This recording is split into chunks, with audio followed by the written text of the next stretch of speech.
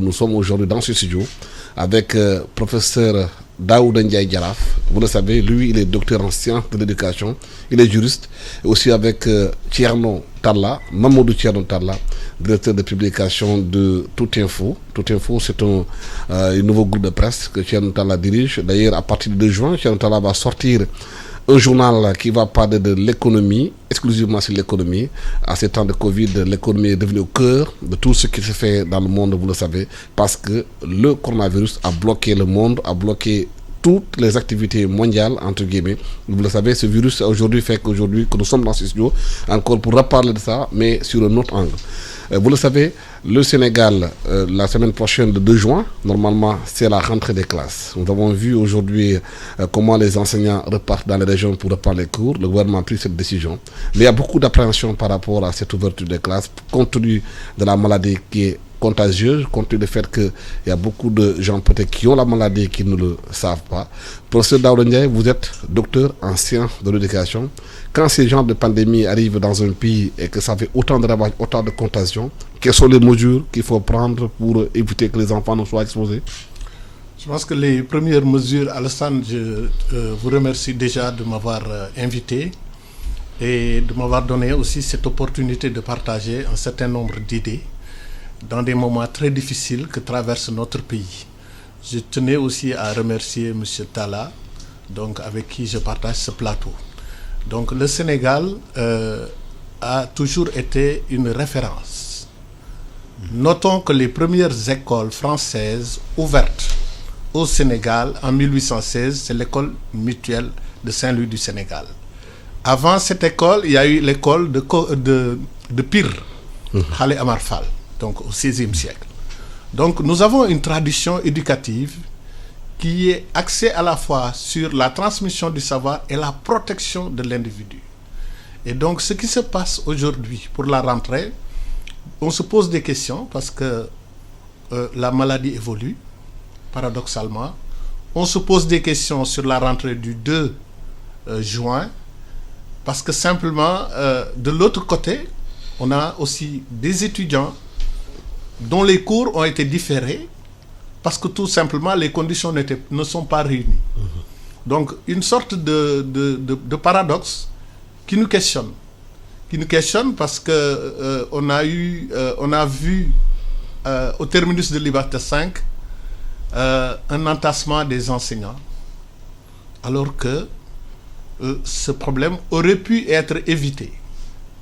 Tout simplement parce que c'est un problème de logistique. Quand vous avez une surface précise, comme le terminus, quand vous convoquez des personnes, vous savez déjà si la distanciation sociale peut être respectée ou pas. C'est un problème de logistique qui s'est posé. Ce n'est pas un autre problème qu'un problème de logistique. Je pense que un étudiant de BTS en logistique, ce n'est pas pour jeter la pierre au pouvoir public, aurait pu régler ce genre de problème. Un ramassage, à des points de ramassage de bus, aurait pu régler ce problème. Mais là où nous avons péché, je dis nous, parce que c'est un nous inclusif, nous n'avons pas mis en place au préalable un cordon sanitaire. Vous voyez, vous déplacez des enseignants d'une région à une autre, sans prendre les précautions nécessaires pour au moins faire des thermoflash, mettre un cordon sanitaire pour ne pas transporter cette maladie à l'intérieur du pays. Et donc, l'école sénégalaise a besoin d'une introspection. L'école sénégalaise a besoin d'une introspection. Dans le discours du 11 mai, le président de la République a parlé d'apprendre à la maison. On mise sur les nouvelles technologies de l'information et de la communication. Mais on constate que dans nos pays, il y a des quartiers qui ne sont pas connectés. Tout n'est pas couvert. Et que cette école de l'équité voudrait bien que tous les enfants soient logés à la même enseigne. Et ce qu'on constate, et c'est vraiment dommage, donc on essaie de rectifier le tir dans cette situation, c'est de voir comment organiser la rentrée scolaire. Le top-down qu'on a connu, c'est-à-dire cette façon pyramidale de gérer les affaires de l'école, ne marche pas. Il faut partir de la base, il faut partir des ASC, il faut partir des Badiane Gox, il faut partir du terrain pour remonter. Le ministre Mamadou Talla ne peut pas être démuni parce qu'il a ce qu'on appelle le couple déconcentration-décentralisation. Il y a des IF, il y a des IA, des inspections d'académie, qui sont sur le terrain et qui sont des relais sûrs. Et je pense que notre pays souffre d'un dysfonctionnement.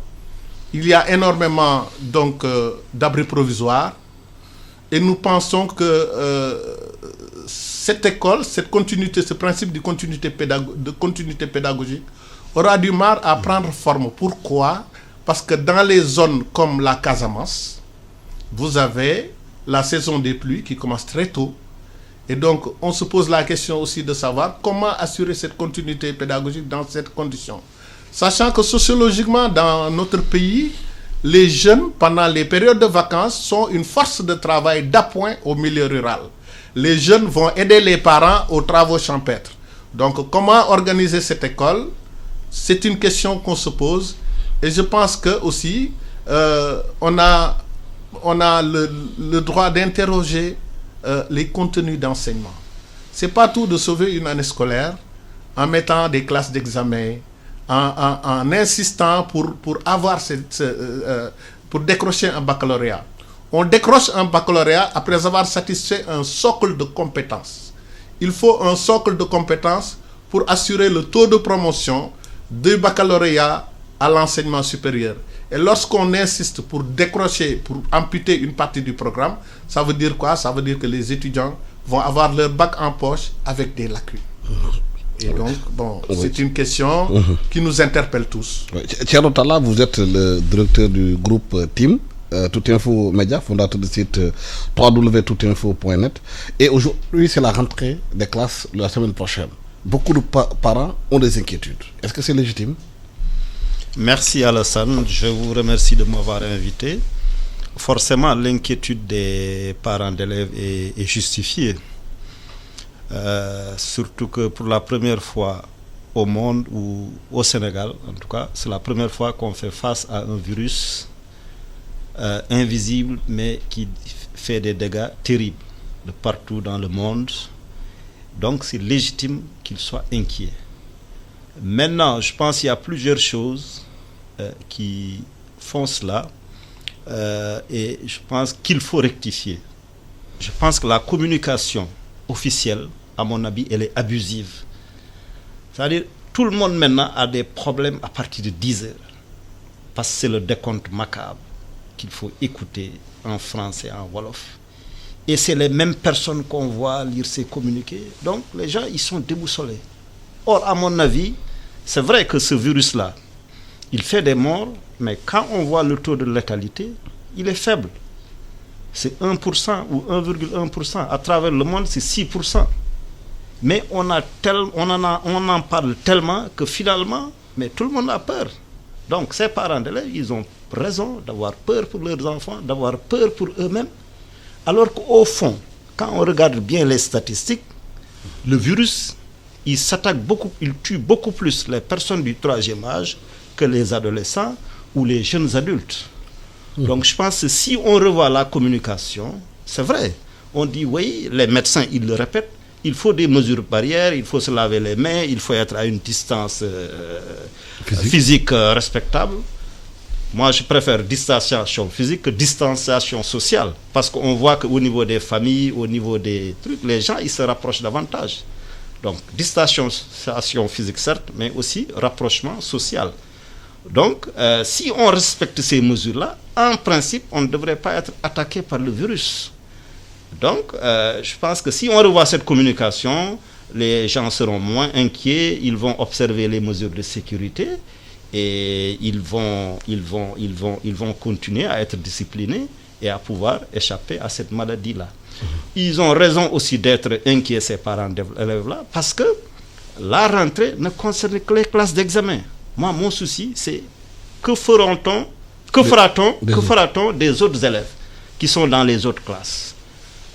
Ces élèves qui vont faire leur examen, leur baccalauréat, moi je dis, avec une année scolaire qui a perdu 2 mois, ou près de 2 mois et demi, comment on va rattraper ce quantum-là? Est-ce qu'ils auront un baccalauréat au rabais? Ça, c'est un problème. Donc, je pense que même s'il faut sauver l'année, il faut quand même faire le maximum pour que ces élèves-là aient le bon niveau. Et je pense que c'est une gageure que d'y arriver. Mais je pense qu'on peut garder espoir. Et moi, j'ai d'autant plus espoir que quand on voit les rues de Dakar maintenant, on a l'impression que c'est une atmosphère apocalyptique. C'est une atmosphère d'outre-tombe. Et ça fait peur. Or, si les élèves se remettent à aller à l'école, s'il y a les parents d'élèves qui sont là, ça donne une autre ambiance, ça veut dire de renaissance, de résurrection. On dit qu'on est dans un pays normal. Donc, c'est fabuleux quand vous voyez les gens se réveiller à 7 h du matin, amener leurs gosses à l'école, quand vous voyez toute cette ambiance-là. Donc, je pense que cet espoir-là peut nous aider à changer psychologiquement, à être mieux lotis psychologiquement, à être plus fort tout en restant discipliné. Mais sur le plan pratique, les gens se demandent est-ce que les jeunes qui vont reprendre les cours, surtout la classe d'examen, ceux qui font la terminale, c'est entre 17 ans, 18 ans, ceux qui font le BFM ou bien l'entrée en 6e, c'est 12 ans, 15, 17 ans, est-ce que ces jeunes-là pourront respecter toutes les barrières par rapport à cette maladie?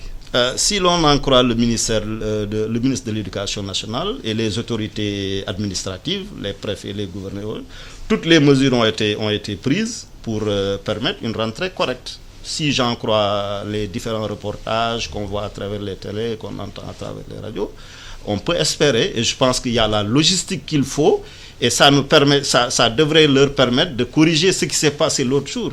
Et j'ai dit au ministre de l'Éducation qu'il aurait pu s'appuyer sur les forces de sécurité, les militaires, les gendarmes et les policiers qui ont quand même une expérience en matière de transport de troupes. On aurait pu faire plusieurs points d'éclatement, comme l'a dit mon co-débatteur Michel Ndiaye, les ramasser autrement. Voilà, parce qu'elle a une expérience valable en matière de transport de troupes, et je pense que ça nous aurait évité ces enseignants qui sont des éducateurs à s'agglutiner. Bon, mais je pense que donc ils vont tirer toutes les leçons des erreurs passées et nous permettre d'avoir une bonne rentrée pour le bien de tout le monde. Dans d'autres pays, on a essayé la rentrée scolaire. Très rapidement, on a refermé les écoles, c'est comme au Japon. En France, c'est vrai que l'école reprend petit à petit. Mais est-ce qu'il y a une expérience endogène sénégalaise pour gérer ce genre de questions-là, au lieu de copier ce qu'on fait à l'extérieur? Moi, je pense que c'est une école doit s'inspirer des pratiques qui marchent ailleurs, mais elle doit rester une école ancrée dans ses valeurs. Le Sénégal a plusieurs systèmes éducatifs. On a un système éducatif avec plusieurs formes de transmission du savoir. Souvent, quand on parle d'école, on oublie les daras. Et les daras font partie du système éducatif. C'est né qu'en 2002 et c'est une déformation du mimétisme institutionnel. On copie la France. Et c'est cette déformation-là qui nous a valu de rester jusqu'en 2002 pour comptabiliser dans les taux de scolarisation les enfants des daras. Avant 2002, les enfants n'étaient pas scolarisés. Et d'ailleurs, il y a un article très intéressant d'un professeur qui s'appelle Jean-Émile Charlier, qui a écrit un article intitulé Le retour de Dieu à l'école, pour parler du Sénégal. Et donc, je pense qu'aujourd'hui, ce que nous devons faire, c'est de ne pas construire une école hors sol. Parce que l'école doit répondre à un besoin sur place. Et donc, ce que nous constatons, nous, dans notre pays, c'est la théorie du modèle. Et la théorie du modèle a montré ses limites. Nous ne pouvons pas acclimater une école française, tout simplement, au Sénégal, parce que nous n'avons pas les mêmes priorités. Je pense qu'il y a besoin, aujourd'hui, on fait le reproche au Sénégal de plagier le système français. En partie, c'est vrai. Parce que tout simplement, le Sénégal n'a pas voulu changer cette école. Et cette école des Dialobé, elle dure et perdure. Et cette école-là, elle ne prend pas en compte les réalités de notre pays. Je pense qu'il y a aujourd'hui une opportunité d'installer une rénovation pédagogique en intégrant dans le système scolaire sénégalais, par exemple, des pratiques productives sous forme de discipline, donc pratiques qu'il faut mettre en place dans les écoles en faisant entrer, par exemple, vous êtes dans une zone comme dans le Djander, par exemple. Ce serait bien qu'on utilise la culture maraîchère, par exemple, pour faire des leçons de SVT. Donc, il y a quelque chose de ludopédagogique qui pourrait intégrer notre école. Je donne un exemple. Il y a un mathématicien qui s'appelle Paulo Guedes. C'est un Mozambicain. Ils ont travaillé en mathématiques sur les jeux, comme si on utilisait le ouré ou le yoté pour donner des cours de mathématiques. Donc, ce sont des pratiques intégratives de la culture africaine dans cette école-là. Et je pense qu'aujourd'hui, nous avons un vaste chantier pour faire une rénovation pédagogique, pour régler pas mal de problèmes. Je donne un exemple. Un enseignant, instituteur à 20 ans, il enseigne 40 ans. À 60 ans, il va à la retraite. Va-t-on lui donner un chapelet pour qu'il reste sur la place publique à discuter? Je dis non. Nous avons une pénurie d'enseignants. Nous souffrons d'un problème de formation continue dans notre pays. Pourquoi ne pas créer une réserve? Moi, je demanderais au chef de l'État de créer une réserve civique. Une sorte d'école des anciens. École des anciens qui va, en dépit de nos faibles retraites au Sénégal, donner par exemple une rallonge de 100 000 francs à un enseignant qui va préparer, aider les jeunes collègues, les jeunes qui viennent d'arriver, le samedi matin, bloquer le samedi matin, 4 heures ou 5 heures, à les aider à préparer des examens en interne, des fiches, travailler. Il y a des années où on n'a pas eu d'inspecteur de l'enseignement. Renforcer les enseignants. La formation continue de proximité, elle est dans les régions. Mais on n'a pas su exploiter ce potentiel. Et ce qui est dommage, moi, en tout cas, si j'avais une oreille attentive, j'aurais suggéré de créer cette réserve civique avec un intéressement qui permet ça valorise, c'est-à-dire que ce dispositif va valoriser les enseignants qui ont déjà donné. Les inspecteurs de l'enseignement, on souffre d'un problème d'inspecteur d'enseignement. Le ratio inspecteur de l'enseignement et maître clé à main à visiter est de très faible. Un enseignant peut commencer sa carrière et rester 17 ans sans rencontrer un inspecteur. Pourquoi? C'est là où le mimétisme institutionnel français est compliqué. Pourquoi ne pas faire une inspection par les pairs? Un enseignant qui a capitalisé 20 ans, un directeur d'école qui a eu 20 ans avec tous les grades, toute l'ascension qu'il faut au sein de l'administration, pourrait faire une inspection par les pairs en laissant un regard un peu périphérique de l'inspection de l'enseignement qui ne peut pas être partout. Donc, il y a aujourd'hui, moi je pense qu'aujourd'hui, il y a une resocialisation des enfants que nous devons faire. Parce que 2 mois sans cours, on a besoin de resocialiser les enfants. On a besoin de les remotiver. Vous voyez bien, aujourd'hui, par exemple, les enfants qui vont reprendre le 2, ils vont mettre 2 semaines pour se mettre un peu à niveau. Et auparavant, aujourd'hui, on sait qu'il n'y aura pas de match navétane. Pourquoi on ne subventionnerait pas les ASC, les étudiants qui sont dans les régions, pour venir en appoint, aide aux devoirs, en dehors de l'école, renforcer? Donc, il y a toute une synergie à construire autour du ministre de l'Éducation nationale et autour du ministre de l'Enseignement supérieur. Thierno Talla, justement, beaucoup estiment qu'avec le Covid qui est arrivé, qu'il faut changer énormément de choses, la façon de faire. Que cette maladie permet aujourd'hui de faire une introspection, de changer de paradigme. Est-ce que justement dans le cadre de l'enseignement aujourd'hui, comme l'a suggéré Daouda Ndiaye, docteur Daouda Ndiaye, il faudrait revoir la façon d'enseigner. Il faudrait aussi faire appel aux enseignants qui sont aujourd'hui à la retraite, qui sont dans les mosquées peut-être, qui peuvent encore servir le pays, créer même dans les quartiers, écoles des anciens, où les week-ends, ils peuvent prendre en charge des enfants. Oui, absolument. Je pense qu'il a parfaitement raison. Je pense que le moment est venu d'organiser de nouveaux états généraux de l'éducation et de la formation, dont la première édition a eu lieu, je crois, en 1981. Entre-temps, il y a eu une espèce d'état généraux sur l'enseignement supérieur. Et moi, je me demande toujours pourquoi les professeurs d'université, ils vont à la retraite à 65 ans et on laisse les professeurs de collège, de lycée et les instituteurs partir à 60 ans. Alors, comme l'a dit M. Ndiaye, on a absolument besoin d'eux. Cette expérience-là, il ne faut pas qu'elle reste comme ça. Il faut qu'elle serve à quelque chose. Et même au-delà des élèves, en matière d'alphabétisation, je pense qu'il y a énormément de choses à faire. Et ces gens-là, ces enseignants qui vont à la retraite, on peut les utiliser. D'autant plus que certains se retrouvent, voire même la plupart se retrouvent dans le privé. Ça veut dire qu'il y a une réforme, une réflexion qui est nécessaire sur l'école. Il y a énormément de choses à faire. Il y a énormément de choses à réformer. Parce que en ce qui concerne la syndicalisation, en ce qui concerne le quantum horaire, les programmes, il y a énormément de choses à réformer parce que l'école pose problème. Et depuis des décennies, depuis les années d'ajustement structurel jusqu'à présent, je pense que la qualité de l'école sénégalaise pose problème. Au début de son intervention, il a parlé du niveau du baccalauréat.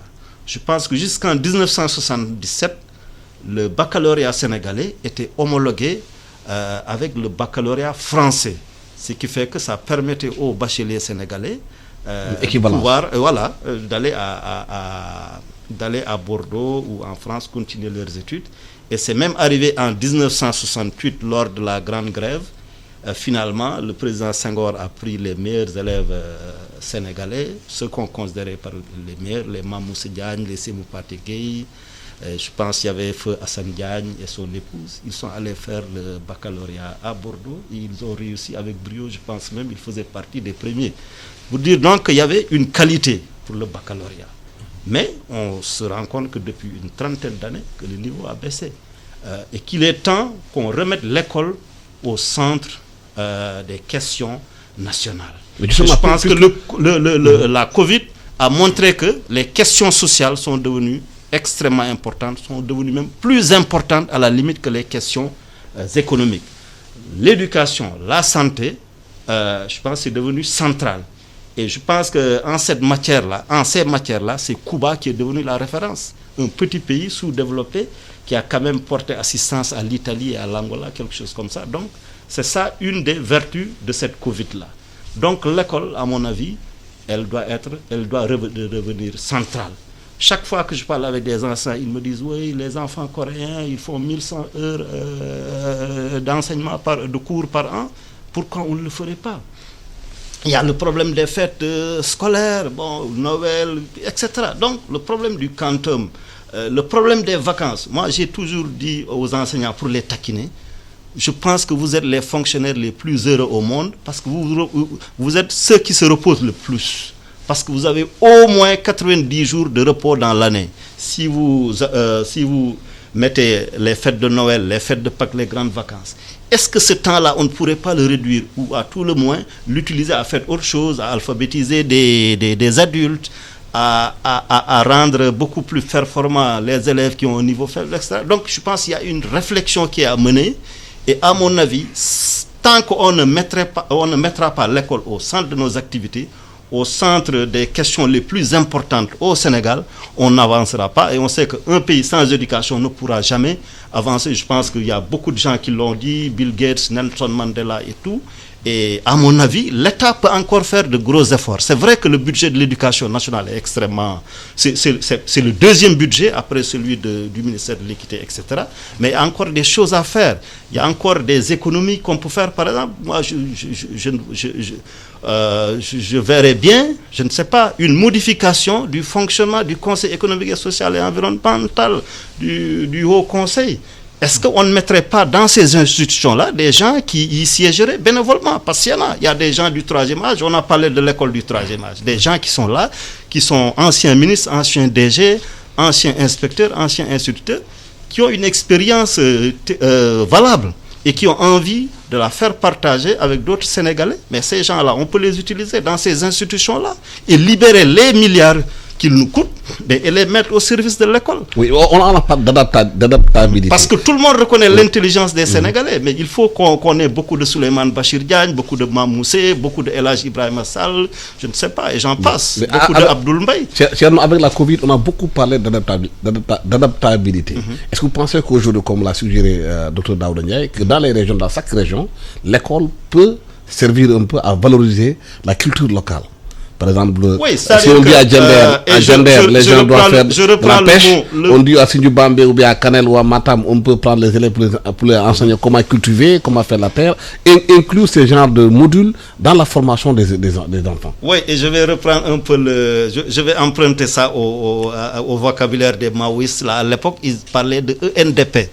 École nationale démocratique et populaire. Donc une école véritablement ancrée dans nos cultures, dans nos réalités, qui enseignerait dans les langues nationales et qui serait vraiment au service des populations. Je pense que c'est un truc qui est d'actualité et pourquoi pas. Parce que sinon on a une école élitiste. Bon, on dit qu'il faut une scolarisation universelle, on met les gens à l'école, mais bon, après le DFM, même s'ils n'ont pas le niveau, on sait qu'ils ont fait 10 ans, etc., on les libère. Mais qu'est-ce qu'ils en font? Est-ce qu'il ne faudrait pas orienter l'école vers les métiers, la formation en plomberie, la formation en électricité, etc. Moi, dans la zone maraîchère où je suis, mais on a de sérieux problèmes pour avoir, par exemple, un plombier. Parce qu'il est hyper booké, il est surbooké, il est débordé, il n'a pas le temps. Pourquoi on ne s'orienterait pas vers ça? Pourquoi on ne s'orienterait pas vers plus de DUT? Et je pense que l'une des belles satisfactions de cette malheureuse Covid-là, c'est la capacité de l'université à innover. On a montré l'ESP, on a montré l'EPT, on a montré les blocs scientifiques, on a montré leur capacité à innover. C'est dire donc que c'est possible. Ça veut dire que aussi tous ces produits-là, ces gels hydroalcooliques, au lieu de les importer, on peut les fabriquer là. Donc cette autarcie-là, cette autarcie que la Covid a fait naître, elle nous a permis de faire exploser le génie sénégalais, et je pense que c'est une des leçons majeures, en tout cas, que moi je tire de ça. Ça veut dire que le consommer légal, et je vous remercie de la belle émission d'hier ou d'avant-hier, avec la Covid et le consommer local. Je pense qu'il y a des idées comme ça. Donc si l'État reste attentif aux suggestions, si l'État s'engage beaucoup plus, et si l'administration est allégée, parce que c'est elle qui nous coûte beaucoup d'argent, beaucoup de milliards, je pense que le pays peut s'améliorer et le système éducatif deviendra un système éducatif bon, et l'école sénégalaise redeviendra une école de référence, comme elle l'a été par le passé à travers l'Afrique et à travers le monde. Je rappelle que vous suivez L'Air du Temps, qui reçoit aujourd'hui Mamadou Thierno Talla, qui est directeur de TIM, le Tout Info Média, et aussi Info Média, et aussi Abdoul Daouda Ndiaye Djaraf, docteur en sciences de l'éducation. Daouda Ndiaye, on a vu qu'il y avait un dialogue national qui a été initié au Sénégal, les partis politiques y participaient, mais depuis qu'on n'a pas de coronavirus, il semble que le virus a complètement désarticulé le dialogue national. C'est un constat. Le dialogue national est une bonne chose, parce qu'il y a un socle démocratique qui a besoin d'être stabilisé au sortir des élections. Le problème du dialogue national, c'est qu'il ressemble un peu à un dialogue politique. Pourquoi? Parce que lorsqu'on a appelé à réunir toutes les composantes de la société, nous avons mis le focus sur le fichier électoral, sur la commission politique, sur le fichier électoral. Pourtant, de l'autre côté, il y avait l'éducation et la santé qui sont revenus en force avec le Covid-19. Et donc, ce qu'il faudrait éviter, c'est de faire du dialogue national un dialogue politique. Il faut que ce dialogue national soit un espace dépolitisé qui permettra à tout un chacun d'apporter sa pierre à l'édifice. Parce que la question de la santé et de l'éducation sont devenues primordiales. Et tous les pays du monde se recentrent sur ces questions essentielles. C'est une question qui nous a rattrapés. Parce que quand on a formé les commissions, la première commission formée a été la commission politique. On n'a parlé que du fichier électoral, etc. On a toujours sous-estimé la question de la santé et de l'éducation. Et aujourd'hui, la réalité nous rattrape. Que faut-il faire aujourd'hui? il faut mettre en veilleuse. Je pense qu'aujourd'hui, l'urgence nous commande de mettre en veilleuse ce dialogue politique et de voir dans la commission éducation et santé, qu'est-ce qu'il faut faire pour alimenter aujourd'hui ce dialogue national qui a précédé. Et je pense que les Sénégalais ont en tout cas, nous avons un mal nécessaire. Cette pandémie est un mal nécessaire en ce qu'elle nous permet aujourd'hui de pouvoir réunir tout le capital humain sénégalais, de pouvoir réunir les gens suivant, les concitoyens suivant leurs compétences. Et comme vous le voyez très bien, vous pouvez le constater, il y a moins de polémiques sur des questions qui intéressent la nation. Et à un moment, nous avons besoin de dépasser les coteries partisanes. Il y a un moment, on n'a qu'un seul parti, c'est le Sénégal. Il y a un moment où, moi, en tant que citoyen sénégalais, je ne peux pas me délecter des dysfonctionnements des pouvoirs publics. Quand, par exemple, ça se passe très mal sur le terminus de Liberté 6, je ne m'en réjouis pas. Parce que ce sont mes compatriotes qui sont en danger. Donc, la Covid-19, on dit la Covid, je crois maintenant. La Covid-19 est aujourd'hui, pour moi en tout cas, une occasion d'apprendre. Le président de la République a parlé, apprendre à vivre avec la maladie. Mais c'est une formule, en fait, qui doit être vue dans une approche action. C'est-à-dire qu'on fait des erreurs, on rectifie. Parce que cette pandémie est un phénomène sans précédent. Dans tous les pays, on a vu les États-Unis d'Amérique, on a vu les grandes puissances économiques, ces colosses aux pieds d'argile s'effondrer devant cette maladie. Et donc, je pense que le Sénégal doit gagner en sérénité. Dans cette maladie aussi, il y a une question de communication que M. Talla a soulevée tout à l'heure. Je pense qu'il serait indiqué que, par exemple, Dr Aloyse Diouf, M. le ministre Abdoulaye Diouf Sarr, Dr Marie Khemesse, puissent avoir une petite partie de pédagogie de manière interactive avec des journalistes. Ça permettrait quand même de sortir un peu de ce tableau macabre de décompte des morts. Nous sommes en guerre, hein? Nous sommes vraiment dans une posture de guerre. Mais dans la guerre, il faut rassurer, il faut montrer que les troupes sont au front, il faut montrer qu'il n'y a pas de mutinerie. Donc, plusieurs voix, une seule voix, la voix du ministère de M. Abdoulaye Diouf Sarr, la voix du président de la République, le chef de l'État Macky Sall. Je pense qu'on a besoin, plus que jamais besoin, de concorde nationale, d'être unis. Lorsque nous arrivons à nous disperser, ça ne fera que fragiliser le pays. Et nous avons tout à gagner, parce qu'il y a des pays, comme la Suisse, qui ont réussi à combattre le coronavirus. Ils ont repris les activités. Et donc, ce serait intéressant de voir comment ils ont fait. Les pratiques qui marchent. On doit s'inspirer, sans être dans le mimétisme, s'inspirer des pratiques qui marchent en les intégrant à nos réalités. Les Sénégalais ont des familles nombreuses. Les Sénégalais, dans certaines zones comme Gadaye ou Kermassar, on a du mal à avoir un espace comme dans d'autres quartiers de Mermoz et autres.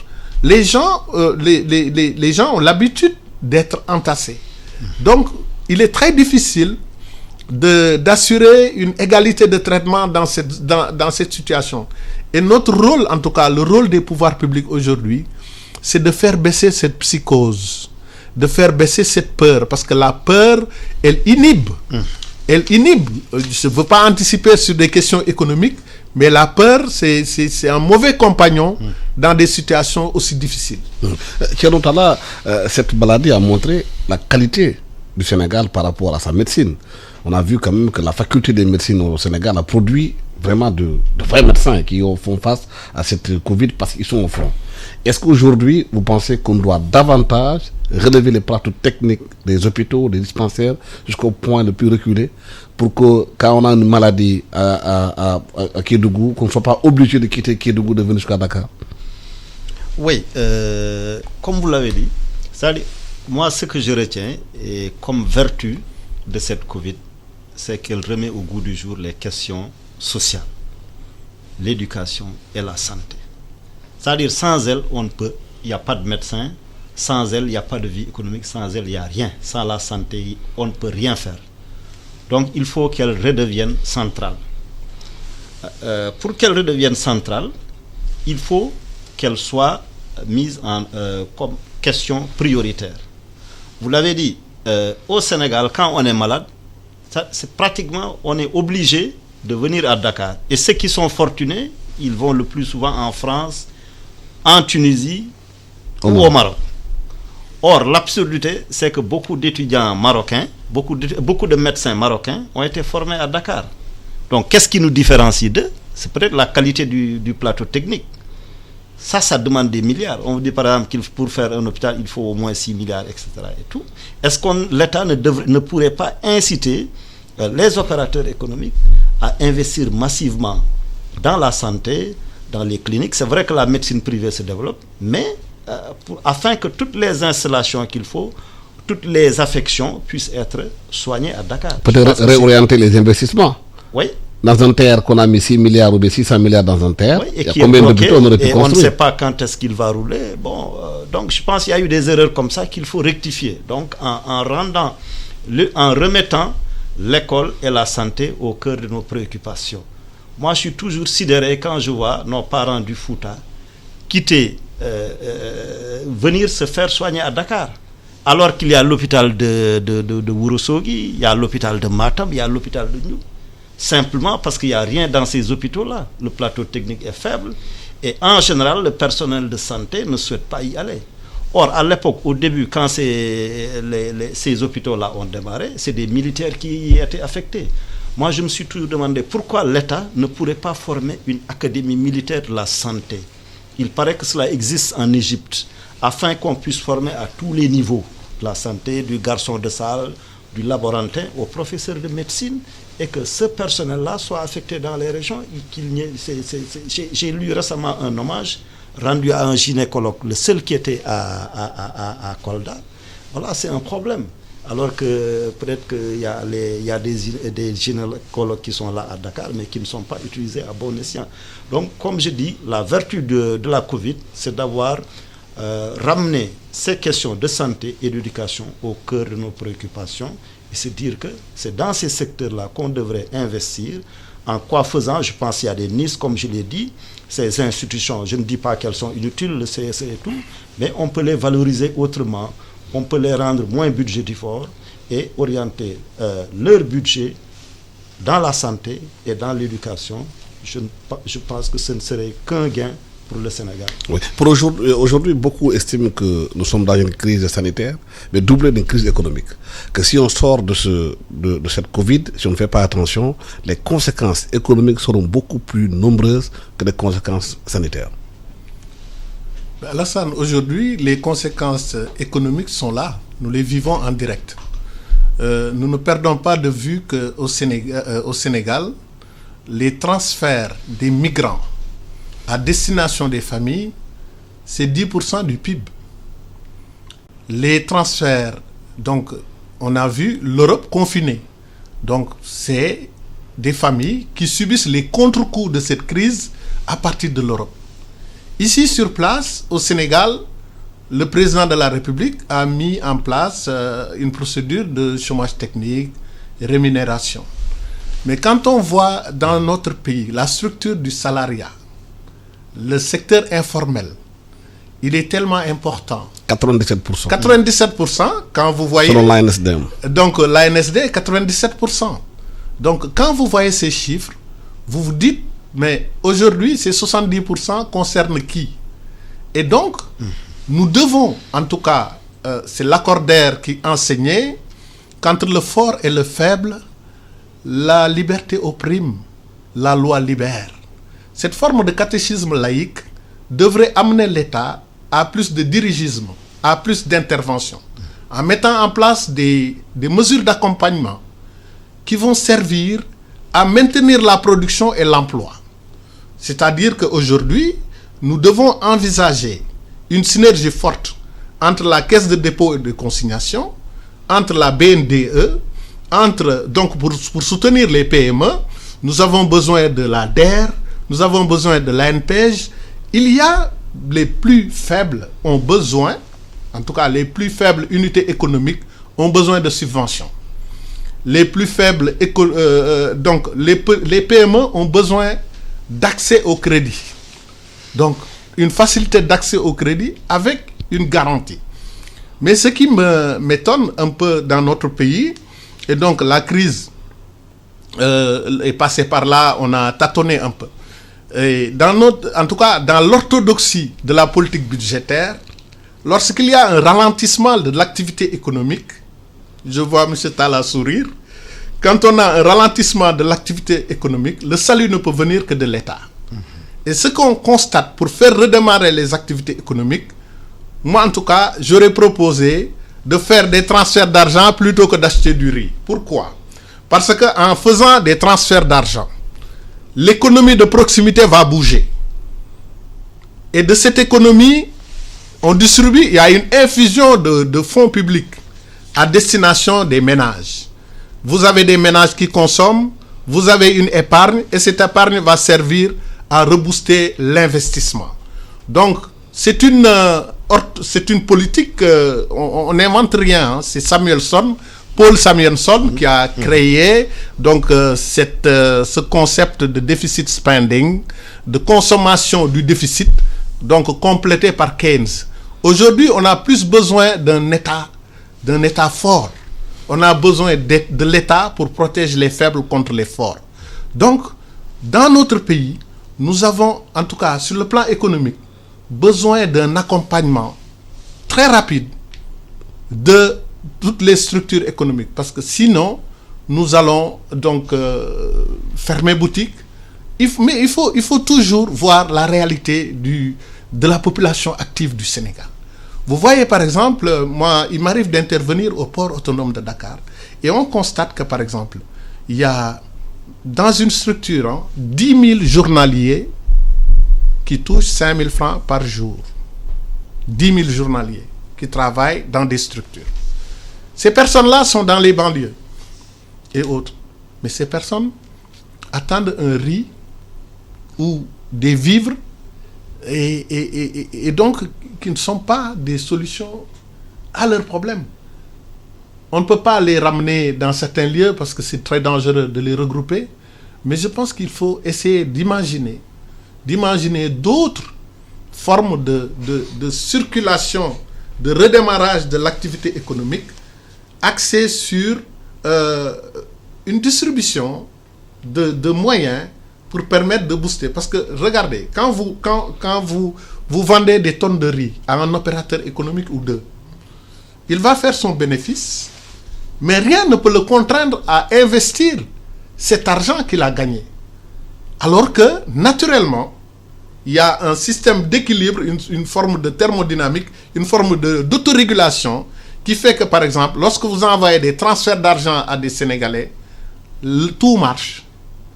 L'économie redémarre petit à petit, avec évidemment des effets de levier qu'il faut faire peser pour sécuriser les entreprises, pour sécuriser la production et l'emploi, comme je l'ai dit. Oui, déjà, la DPME dit que 40% des plus de moyennes entreprises sont impactées, risquent de fermer.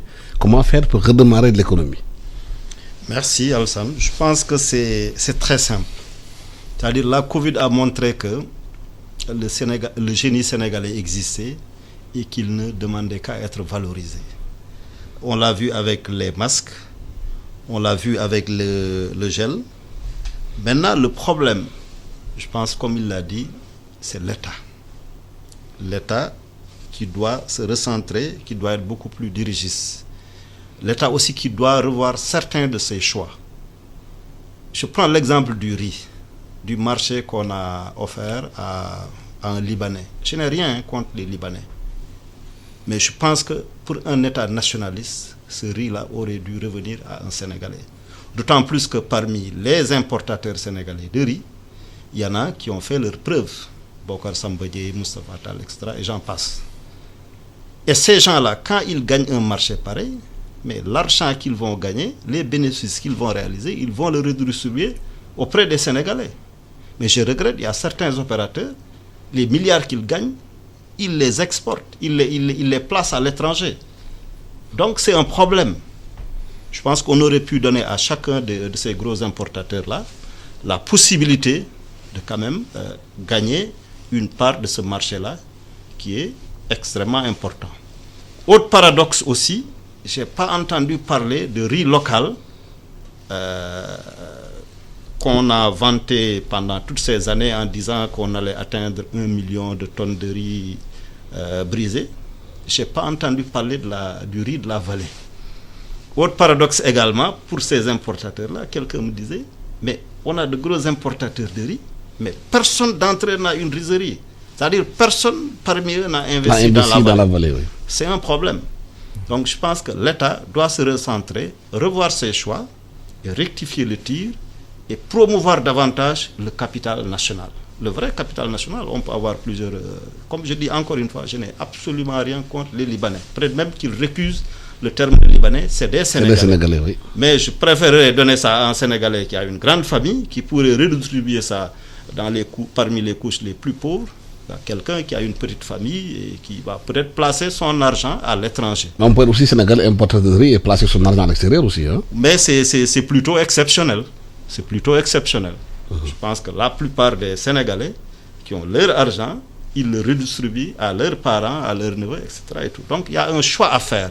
Et l'État, à mon avis, doit faire davantage confiance au capital national.